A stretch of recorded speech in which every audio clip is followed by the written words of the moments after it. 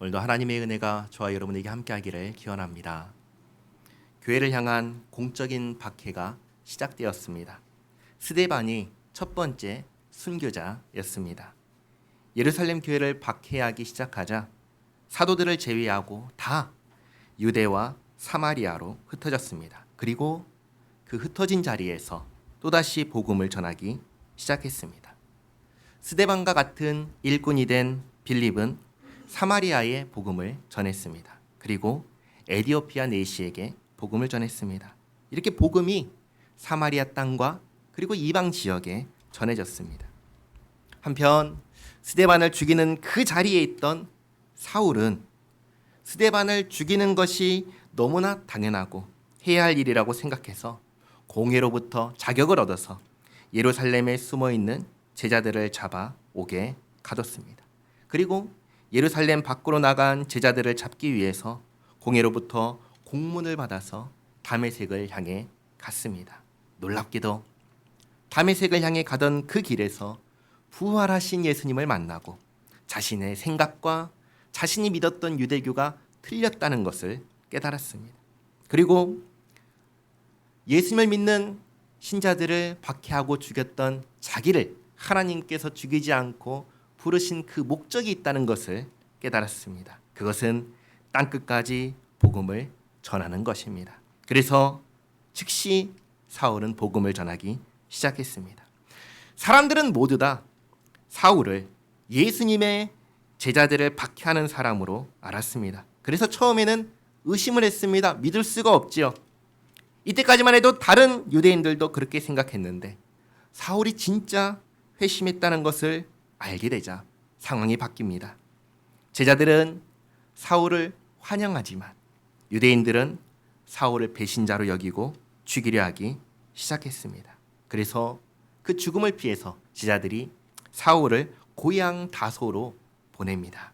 피신시키는 것이죠.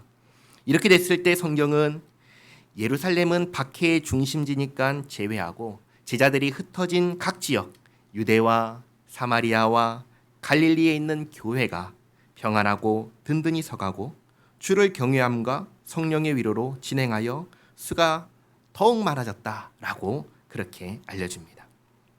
스데반의 사건으로 등장한 사람이 두 사람입니다. 첫 번째는 빌립이고 두 번째는 사울입니다. 그리고 한 사람이 더 있는데 그게 누구냐면 베드로입니다. 베드로는 이제 이 사울이 할 이방 사역의 근거를 마련하는 아주 중요한 역할을 하는데요. 오늘 32절부터 살펴보도록 하겠습니다. 그때 베드로가 사방으로 두루 다니다가 룻다에 사는 성도들에게도 내려갔더니 거기에 애니아라는 사람을 만나매 그는 중풍병으로 침상 위에 누운 지 8해라. 베드로가 룻다에 사는 성도들을 만나러 갔는데 중풍병자 애니아라는 사람을 만납니다. 이 사람은 아마도 성도가 아니었던 것 같습니다. 8년이나 병상에 누워 있었으니까 아마 회복을 기대하긴 힘들었을 것입니다.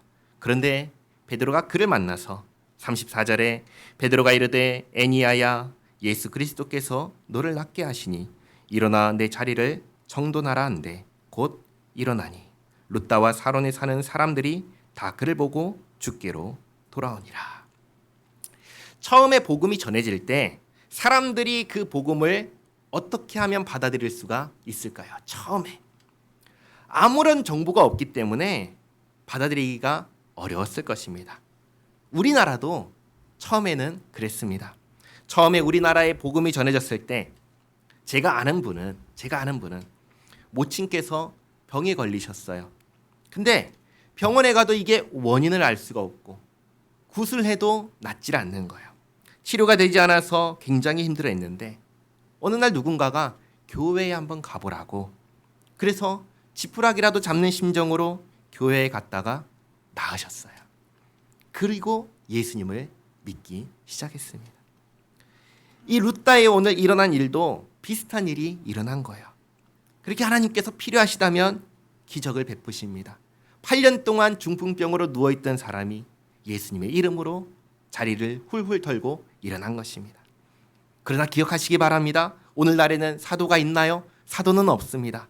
하나님께서는 모든 성도에게 은혜를 베푸시고 또 필요하시다면 얼마든지 기적을 행하시는 우리 하나님이십니다. 기적과 은사에 관련해서 한 가지 더 말씀드리겠습니다. 어떤 사람들은 이런 생각을 해요. 이런 일을 경험해야지만이 구원받은 사람이야 라는 생각을 합니다. 한때 방언을 해야지 구원받은 사람이라는 말도 있었는데 전혀 그렇지 않습니다.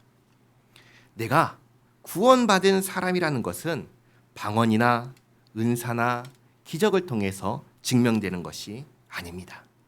그러면 무엇으로 증명될까요?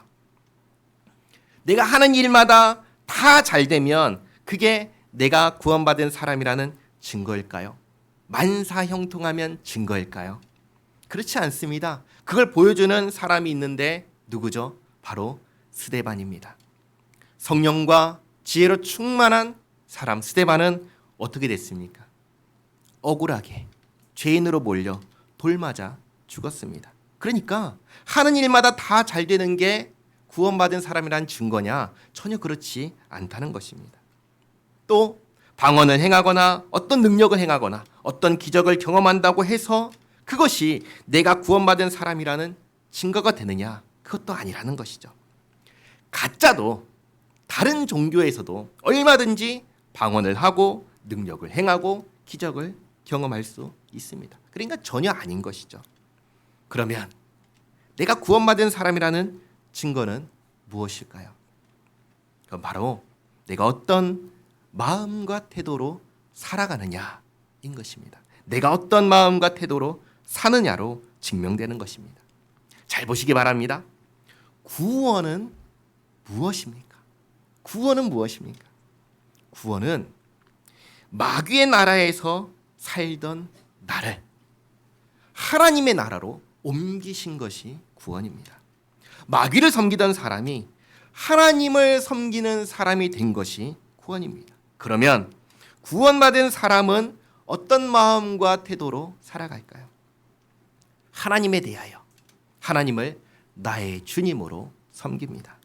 그리고 하나님의 말씀을 최우선으로 생각합니다. 그래서 무엇을 할까요? 하나님께 순종하는 것이죠. 무엇을 하든지 하나님의 영광을 생각합니다.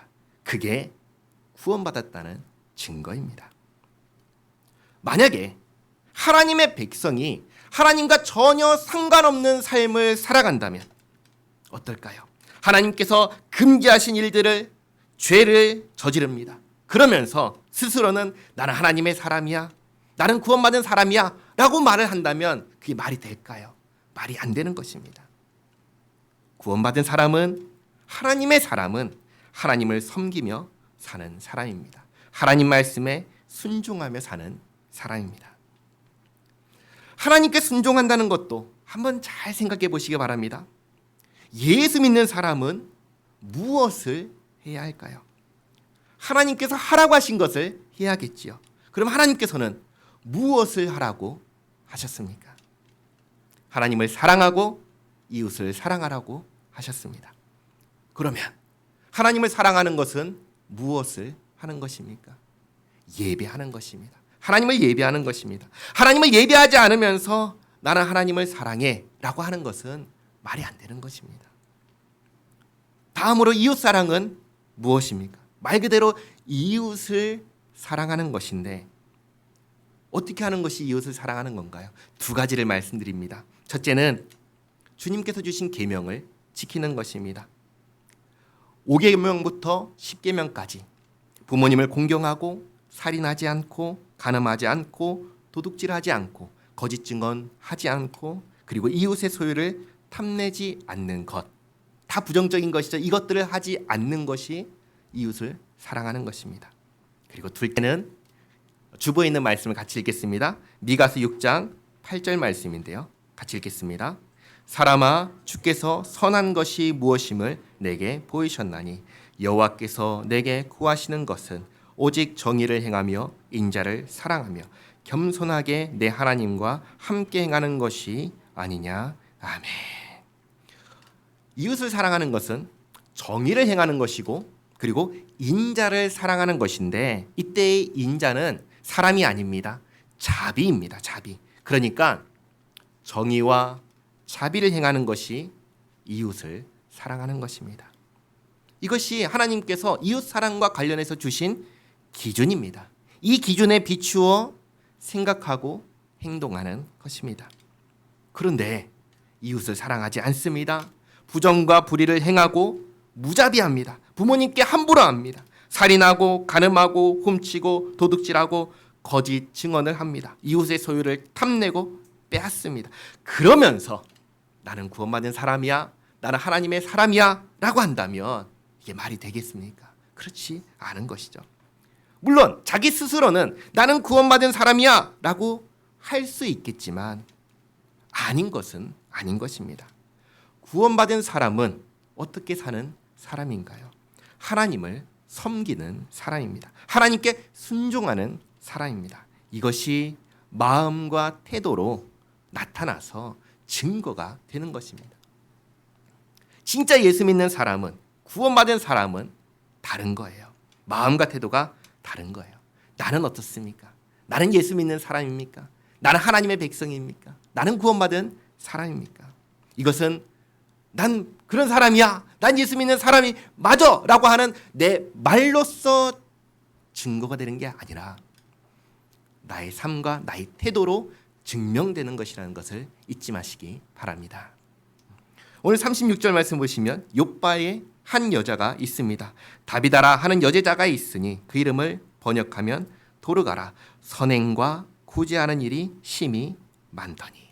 욥바에는 다비다라고 하는 사람이 있는데 아까 애니야와는 다르게 이 사람을 가리켜서는 여제자다라고 얘기합니다. 그러니까 예수 믿는 사람입니다. 예수 믿는 사람으로서 이 여제자는 어떤 마음과 태도를 가진 사람이었습니까? 전도했나요? 그런 기록은 없습니다. 그러나 선행과 구제하는 일을 했습니다. 이 일을 왜 했을까요? 다비다가 자기가 할 수 있는 것으로 하나님을 섬긴 것입니다. 하나님을 섬긴다 했을 때 내가 할 수 없는 어떤 것을 하려고 하지 마십시오. 물론 그래야 할 때가 있습니다. 그러나 기본적으로는 하나님께서 나에게 주신 달란트가 있잖아요. 내가 할 수 있는 게 있잖아요. 그 일을 하시기 바랍니다. 내가 할 수 있는 일로 하나님께 영광을 돌리겠다 생각하며 하시기 바랍니다.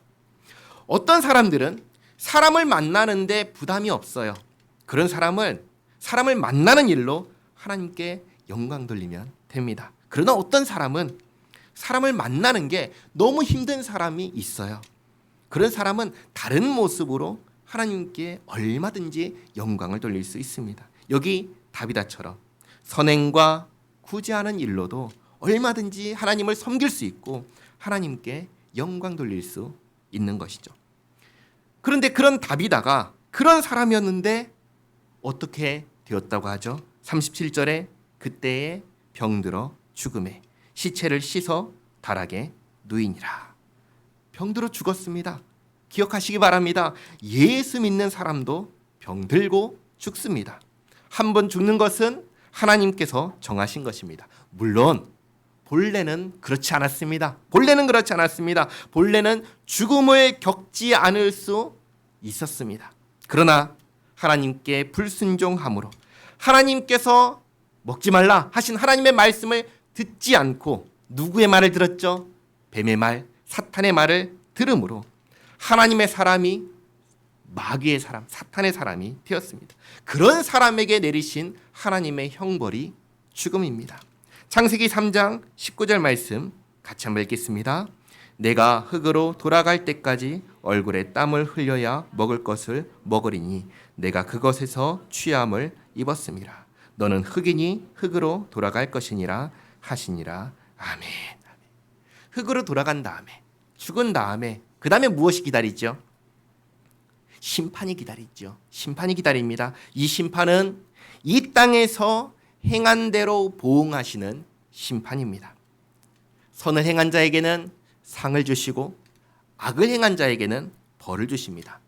그래서 꼭 예수님을 믿어야만 상을 받을 수 있냐? 그건 아닌데 문제가 한 가지 있습니다. 그게 뭔지 아세요? 예수님을 믿지 않는 사람들 가운데 벌을 피할 수 있는 사람이 없다라는 사실입니다. 예수님을 믿지 않는 사람들 가운데는 벌을 받지 않을 수 있는 사람이 없습니다. 왜 그럴까요? 하나님께서는 이 땅 가운데 행한 대로 보응하시니까 내가 얼마든지 선을 행했으면 상을 받을 수 있고 악을 행했으면 벌 받는다. 그래, 납득할 수 있어. 그런데 왜 예수님을 믿지 않는 사람은 다 벌 받을 수밖에 없는 걸까요? 왜 그럴까요? 그 이유는 하나님을 떠났다는 것 자체가 죄이기 때문입니다. 하나님을 떠났다는 것 자체가 죄입니다. 그래서 벌을 피할 수가 없는 것입니다. 그리고 우리 모두가 다 아는 사실이 한 가지 있습니다. 무엇이냐면 털어서 먼지 안 나오는 사람이 없다라는 것이죠. 우리의 죄악을 낱낱이 밝히는 심판대 앞에서 나는 죄가 없어! 라고 말할 수 있는 사람이 있나요? 없습니다. 만약에 있다면 예수님께서 사람이 되어서 이 땅에 오실 이유가 전혀 없는 것입니다. 예수님께서 하나님께서 사람이 되신 것은 왜 사람이 되셨죠? 사람을 구원하기 위해서 사람이 되셨습니다. 그런데 만약에 사람이 예수님 없이도 스스로를 구원할 수 있다면 하나님께서 굳이 사람이 되실 필요가 있을까요? 없는 것이죠. 하나님을 떠나 하나님을 잊은 사람들이 생각할 때, 그러니까 우리들이 아닌 교회 바깥에 있는 사람들이죠. 그 사람들이 생각할 때 가장 이성적이고 가장 합리적인 사람의 마지막은 무엇인지 아십니까? 하나님 없는 인생이 생각하는 가장 이성적이고 합리적인 사람의 마지막은 무엇인지 아세요? 사라지는 거예요. 없어지는 거예요. 그 어떤 미련도 아쉬움도 없이 사라지는 것. 그것이 하나님이 없는 인생이 이게 맞아. 과학적으로 생각할 때 영혼이 어디 있어? 죽으면 끝이지. 사라지는 거야. 라고 하는 것입니다. 근데 만약에 이게 맞다면 이 세상에서 아무리 악랄하게 살아도 피해자에게 평생 씻을 수 없는 아픔과 피해를 줘도 문제가 있나요? 없지요. 왜요? 사라지면 끝이니까요. 그러나 성경은 우리에게 그렇게 가르쳐주지 않습니다. 하나님께서는 우리에게 그렇게 말씀하지 않으셨습니다. 하나님이 계시고 마지막 날에는 심판이 있다고 분명하게 말씀하셨습니다. 선을 행한 자는 상을 받고 악을 행한 자는 벌을 받습니다. 왜요? 우리 하나님은 공의의 하나님이시기 때문입니다. 동시에 하나님은 자비의 하나님이십니다. 죄를 회개하고 하나님께서 주신 생명의 길로 돌아오는 사람에게, 다시 말해 죄인의 죄값을 대신 치르기 위해서 이 땅에 오셔서 자기 목숨을 내주신 예수님을 영접하는 사람에게 하나님께서는 천국을 허락하십니다. 본래 선을 행할 자가 받을 상을 선을 행하지도 않은 사람에게 기꺼이 주시는 거예요. 회개하고 예수님을 믿었다는 것, 예수님을 영접했다는 그 사실만으로 선을 행하지도 않았음에도 불구하고 하나님께서 천국을 허락하시는 것입니다. 이게 하나님의 은혜입니다. 그런데 이 이야기를 들으면 어떤 사람들은 꼭 이 말을 합니다. 무슨 말이냐? 하나님, 평생 악랄하게 산 사람이 단지 예수님을 믿었다는 이유만으로 어떻게 천국에 가게 하실 수 있나요? 이건 불의한 일입니다. 라고 말하는 사람이 있습니다. 어떻습니까? 평생 수만 명의 사람을 죽였던 악랄한 사람인데 피해자에게는 씻을 수 없는 아픔과 상처를 줬던 죄인인데 예수님을 믿는다는 이유만으로 그 사람을 천국에 보내면 하나님은 어떤 하나님이신가요? 불의하신 하나님 아니신가요? 만약에 하나님께서 아무런 대가를 치르지 않고 그렇게 하겠다 하시면 정말 하나님은 불의하신 하나님이실 것입니다. 그러나 하나님께서 그렇게 하기 위해서 친히 대가를 치르셨습니다. 어떤 대가를 치르셨죠? 자기의 유일하신 아들 예수 그리스도를 죄인을 대신하여 십자가에 못 박혀 죽게 하신 것입니다. 예수님께서 왜 죽으셨지요? 자기를 믿는, 예수님을 믿는 죄인을 위하여 죽으셨습니다. 죄인의 죄값을 치르기 위해서 죽으셨습니다. 생명은 생명으로만 갚을 수 있기 때문에 예수님께서 자기의 생명을 내주신 것입니다.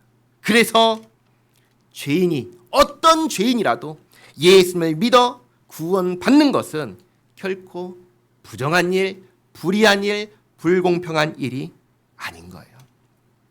예수님은 죄인을 구원하기 위해서 이 땅에 오셨고 하나님의 공의를 만족하기 위해서 죄인을 대신하여 죽으셨습니다. 그리고 이 모든 일 가운데 그 죄인 가운데 그 누구도 예수님을 스스로 믿을 수 있는 사람이 없다는 걸 하나님께서 아시기에 친히 택하시고 믿음을 주셨습니다.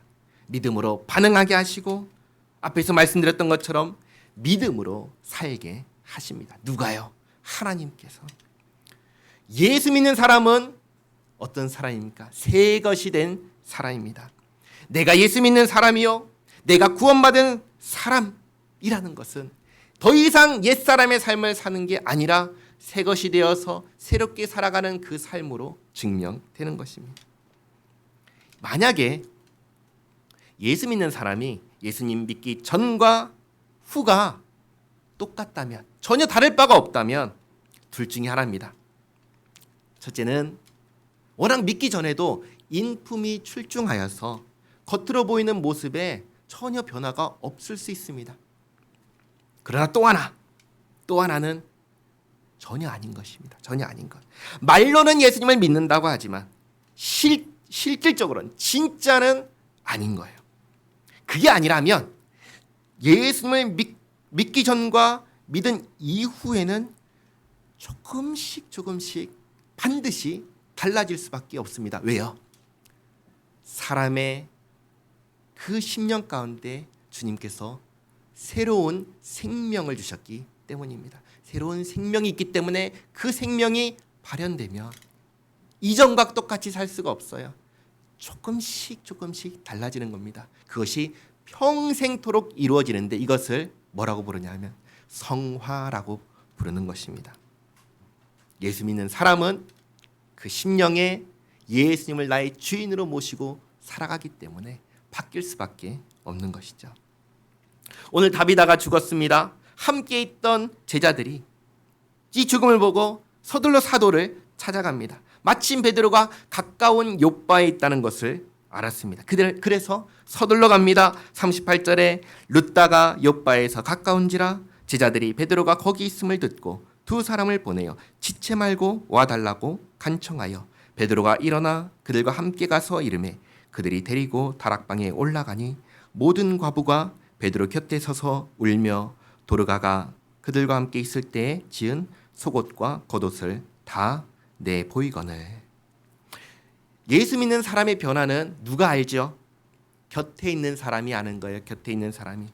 부모님이 알고 부부가 알고 이웃이 아는 거예요. 도르가가, 이 다비다가 예수님을 믿고 변화되어서 선행과 구제에 힘쓴 것을, 자기가 할 수 있는 것을 한 것을, 자기가 가진 것을 아끼지 않고 베풀었던 사람이란 것을 모든 과부가 알고 그 증거를 베드로에게 보여줍니다. 40절에 베드로가 사람을 다 보내고 무릎을 꿇고 기도하고 돌이켜 시체를 향하여 이르되 다비다야 일어나라 하니 그가 눈을 떠 베드로를 보고 일어나 앉는지라. 분명 다비다를 향해서 뭐라고 했죠? 시체라고 했습니다. 시체. 죽었다는 말입니다. 다비다가 죽었다는 것을 모든 사람이 다 알았습니다. 그런데 살아났습니다. 물론 다시 죽을 몸으로 살아났습니다. 그래서 이것은 부활은 아닙니다. 부활은 뭐냐면 예수님처럼 부활의 몸을 입는 거예요. 다시는 죽지 않는 몸을 입게 되는 거예요. 이러한 부활과 구분해서 다비다의 다시 살아남을 뭐라고 부르냐면 소생이라고 말합니다. 이것은 다시 죽을 몸으로 살아난 거예요. 그러나 중요한 것은 이것이죠. 부활이든 아니든 간에, 부활이든 소생이든 간에 이게 지금 일어날 일인가요? 있을 수 있는 일인가요? 아닌 거예요. 아닌 거. 그러니까 기적이 일어난 것입니다. 41절에 베드로가 손을 내밀어 일으키고 성도들과 과부들을 불러들여 그가 살아난 것을 보이니 온 요파 사람이 알고 많은 사람이 주를 믿더라. 룻다와 요파에 사는 사람들이 이 일을 보고 예수님을 믿기 시작했습니다. 예수님을 믿은 사람들이 다 기적을 경험했나요? 그건 아니죠. 그건 아닙니다. 모든 사람이 다 기적을 경험하고 믿은 것은 아니에요.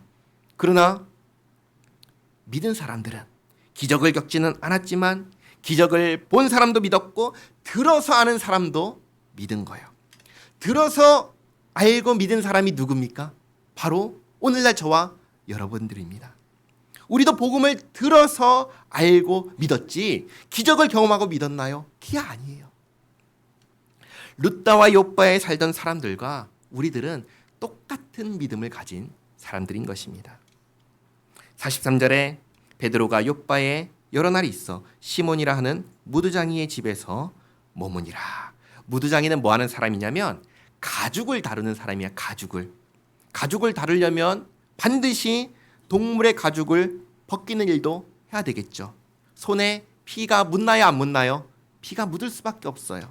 그래서 유대인들은 이 무두장이를 부정한 직업, 더러운 직업으로 여겼습니다. 그러면 가까이 하려고 할까요? 멀리 하려고 할까요? 멀리 하려고 하겠죠. 그런 집에 지금 누가 가지요? 베드로가 갑니다. 근데 베드로는 유대인인가요? 아닌가요? 베드로는 유대인이잖아요.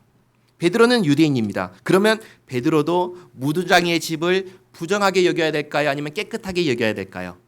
부정하게 여겨야겠죠. 그러면 그 집에 들어가야 될까요? 안 들어가려고 해야 될까요? 안 들어가려고 해야겠죠. 그런데 거기 들어갑니다. 들어가서 며칠을 지내는 거예요. 그러니까 베드로의 사고방식이 유대인들과 조금씩 달라졌다라는 것을 우리가 여기서 발견하게 됩니다. 그리고 한편 10장 1절입니다. 가이사랴에 고넬료라 하는 사람이 있으니 이달리아 부대라 하는 군대의 백부장이라. 고넬료는 로마의 백부장입니다. 그러니까 이방인이죠. 이방인인데 어떤 이방인이냐면 2절에 그가 경건하여 온 집안과 더불어 하나님을 경외하며 백성을 많이 구제하고 하나님께 항상 기도하나니. 고넬료는 어떤 이방인이냐면 하나님을 경외하는 이방인입니다. 그런데 이게 굉장히 놀랍고 이상한 일이에요. 왜 그런 줄 아세요? 고넬료에게 있어서 유대인은 어떤 나라죠? 자기 나라가 지배하는 나라잖아요. 그렇죠? 지배하는 나라예요. 그런데 지배하는 나라의 신을 섬기는 게 아니라 지배를 받는 나라의 신을 섬기는 거예요. 이게 있을 수 있나요? 누가 더 힘이 강한 신인가요? 지배하는 나라의 신인가요? 지배를 받는 나라의 신인가요? 상식적으로 생각해 보시기 바랍니다. 누가 더 센가요? 지배를 하는 나라의 신이 더 세다고 생각하지 않겠어요? 그런데 지배를 받는 나라의 신을 섬기고 있는 거예요. 놀라운 일이죠. 그런 만큼 고넬료는 정말로 하나님을 경외하는 사람이었습니다. 어떻게 지배를 받는 신을 자기 하나님이라고 경외할 수 있겠습니까? 진심이 아니면 그럴 수가 없는 것이죠. 그래서 하나님을 경외하는 사람으로서 이 고넬료는 무엇을 했죠? 구제하고 기도를 했습니다. 하나님을 경외하는 사람의 태도입니다. 3절에 하루는 제9시쯤 되어 오후 3시쯤 되었을 때입니다. 환상 중에 밝히 봄에 하나님의 사자가 들어와 이르되 고넬료야 하니 고넬료가 주목하여 보고 두려워 이르되 주여 무슨 일이니까? 천사가 이르되 내 기도와 구제가 하나님 앞에 상달되어 기억하신 바가 되었으니. 앞서 하나님께서 경외하는 이방인 에디오피아 내시를 위해서 빌립에게 천사를 보내 만나러 가라고 하신 것처럼 오늘 하나님을 경외하는 이방인을 위해서 그 사람에게 누굴 보내시죠? 천사를 보내십니다. 그리고 하시는 말씀이 5절에 내가 지금 사람들을 욥바에 보내어 베드로라 하는 시몬을 청하라. 그는 무두장이 시몬의 집에 유숙하니 그 집은 해변에 있다 하더라. 다시 한번 신분만 한번 생각해 보시기 바랍니다. 신분을. 고넬료는 지배하는 나라 로마의 백부장입니다. 그리고 시몬 베드로는 지배를 받는 유대의 일개 시민에 불과합니다. 그러면 이 베드로가 고넬료를 찾아갈 수 있나요? 자기가 스스로 찾아갈 수가 없지요. 우리가 우리나라의 장군이라도 그냥 찾아갈 수 있나요? 초대를 받지 않는 한 못하는 것이죠. 그러니까 하나님께서 천사를 보내서 고넬료에게 모셔오라고 그렇게 말씀을 하신 것입니다.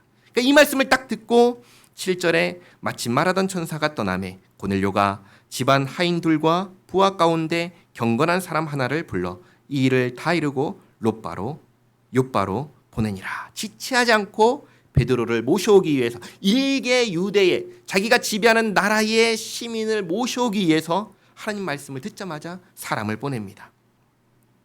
9절에 이튿날 그들이 길을 가다가 그 성에 가까이 갔을 그때 베드로가 기도하려고 지붕에 올라가니 그 시각은 제6시더라. 6시는 보통 정오 12시입니다. 점심시간이지요. 그래서 10절에 그가 시장하여 먹고자 하매 아마 기도하다가 마치고 혹은 중단하고 배고프니까 밥 먹으러 가야겠다라고 생각을 한 것 같습니다.